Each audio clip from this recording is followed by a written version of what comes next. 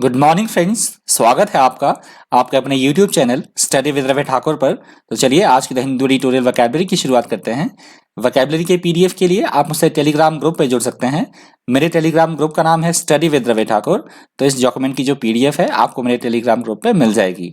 Telegram group का link मैं इसी वीडियो के डिस्क्रिप्शन बॉक्स में भी पिन कर दूंगा। तो आप इसी वीडियो के डिस्क्रिप्शन बॉक्स में जाकर मेरे टेलीग्राम ग्रुप के लिंक को एक्सेस कर पाएंगे। तो चलिए शुरुआत करते हैं वोकैबुलरी की। आज का जो पहला एडिटोरियल दिया गया है वो दिया गया है कोविड की जो वैक्सीन है, इंडियन जो वैक्सीन है कोविड की, उसके बारे में दिया गया है। कोवैक्सीन और कोविशील्ड, ये दोनों आपको वैक्सीन याद रखनी है। करंट अफेयर के तौर पे भी पूछी जा सकती है वैक्सीन, ये दोनों कि इंडियन वैक्सीन कौन कौन सी है। एक है कोवैक्सीन और दूसरी है कोविशील्ड।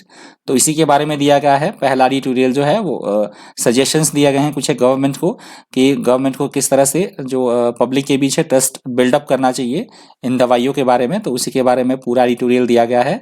तो आप एडिटोरियल जरूर पढ़ें, तभी आपको वोकैबुलरी अच्छे ढंग से समझ आएगी। और जो दूसरा एडिटोरियल दिया गया है द हिंदू में, वो थोड़ा सा पॉलिटिकल मोटिवेटेड है। वो दिया गया है अभी युगांडा में इलेक्शन हुए, प्रेसिडेंशियल इलेक्शन हुए हैं युगांडा में। तो उसके बारे में दिया गया है दूसरा एडिटोरियल। तो वो भी आप पढ़ लीजिएगा।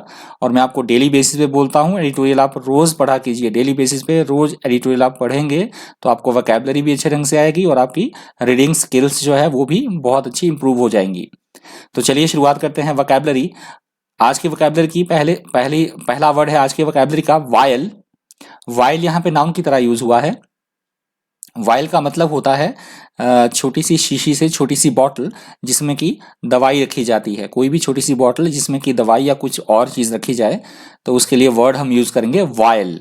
A vial is a very small bottle that is used to hold something such as perfume or medicine. That is called vial. अगला शब्द है इम्ब्यू। इम्ब्यू यहाँ पे वर्ब की तरह यूज हुआ है।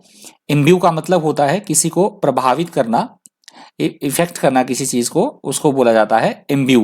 प्रभावित करना किसी को, किसी व्यक्ति को या किसी स्थिति को किसी भी तरह से उसको प्रभावित करना, तो उसको बोला जाता है इम्ब्यू।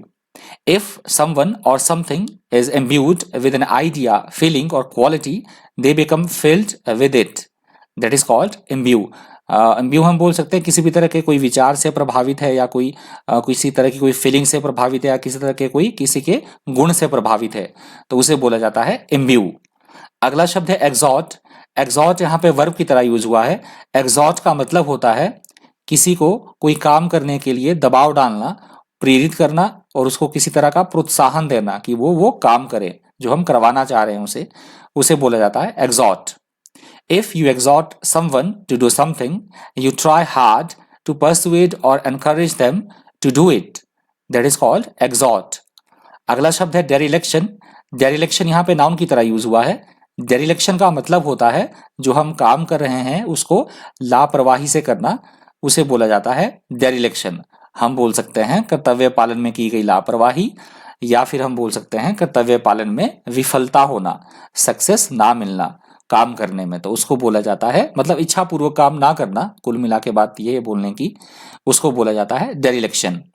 The act of deliberately not doing what you should be doing, especially when it is part of your job or responsibility, that is called dereliction.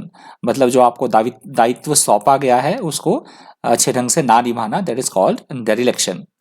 अगला शब्द है डिटेन्ड। डिटेन्ड यहाँ पे वर्ब की तरह यूज हुआ है। डिटेन्ड का मतलब होता है किसी को किसी जगह पर जाने से रोक देना, वो पुलिस के द्वारा रोक देना या कोई भी किसी के द्वारा रोक दिया जाना, या हम बोल सकते हैं उसको उसी के घर में नजरबंद करके रखना या कैद करके रख लेना पुलिस के द्वारा, तो उसको बोला जाता है detained. When people such as the police detained someone, they keep them in a place under their control. That is called detained. अगला शब्द है अक्रेडिट। अक्रेडिट यहाँ पे वर्ब की तरह यूज हुआ है।